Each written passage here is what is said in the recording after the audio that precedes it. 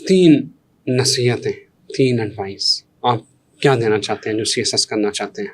देखिए बच्चों, जो भी इस रास्ते के ऊपर आना चाहता है, मेरी पहले तो उस पे नसीहत ये होगी कि अच्छी तरह सोच लें। अच्छी तरह सोच लें कि क्या आप सीएसएस करना चाहते हैं। ये बिल्कुल ऐसे ही है जिस तरह आप जा रहे हों कोई चीज़ खरीदने के लिए, गाड़ी खरीदने के लिए, तो मैं सबसे पहले पूछूँगा कि आपके पास पैसे हैं कि नहीं हैं? ऐसे ही अगर आप सीएसएस करना चाहते हैं, तो आपके पास उसकी कॉस्ट है कि नहीं, और वो कॉस्ट क्या है? वो है लगन और डिटर्मिनेशन।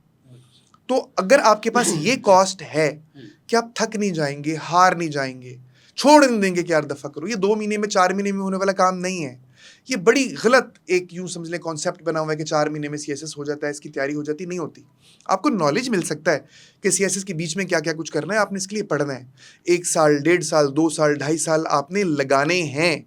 जो आप लगाएंगे तो ये होगा। तो पहले नंबर पे तो आप ये कॉस्ट अगर पे कर सकते हैं तो फिर इस साइड के ऊपर आए, एक बात हो गई।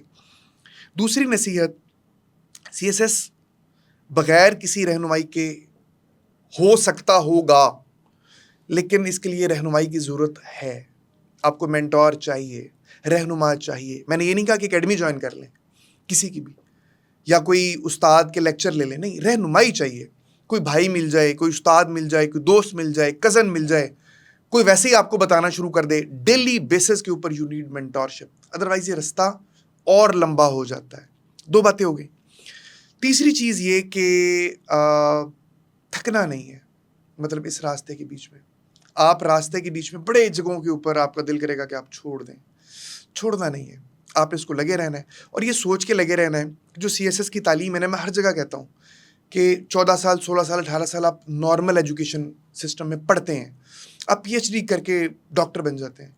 वो 18 साल की तालीम 20 साल की एक साइड पे, और 1 साल सीएसएस की जो एजुकेशन है, जो ट्रेनिंग है, ईमानदारी से ले लें, वो एक साइड पे।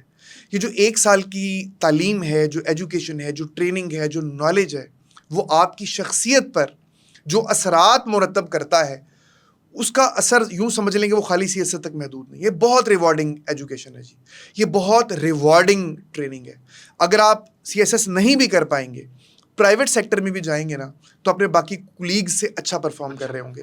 अगर आप बिजनेसमैन भी बनेंगे ना, तो बाकियों से अच्छा परफॉर्म कर रहे होंगे। आप मीडिया पर्सन भी बनेंगे तो आप बाकियों से अच्छा परफॉर्म कर रहे होंगे। मैं पूरी लिस्ट दे सकता हूँ अपने उन स्टूडेंट्स की कि जो सीएसएस पीएमएस नहीं कर पाए, लेकिन उन्होंने अपना कारोबार शुरू किया, या वकालत शुरू की, या उन्होंने अपना प्राइवेट सेक्टर में किसी को ज्वाइन किया, तो उसकी वजह ये थी कि उन्होंने सीएसएस की तालीम ली थी। एक नाम अचानक अगर मेरे ज़हन में आता है तो ज़ैन कुरैशी का है जी।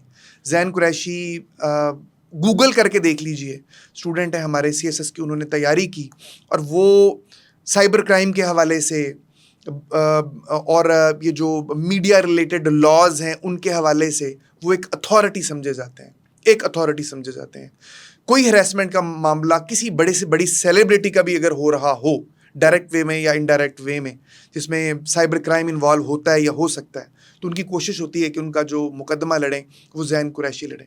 ज़ैन को इतना बनाने में I am very much sure, जो उन्होंने पढ़ा सीएसएस के लिए, जो उन्होंने टाइम इस तालीम के बीच में गुजारा, उन्होंने डेफिनेटली इसको हेल्प किया।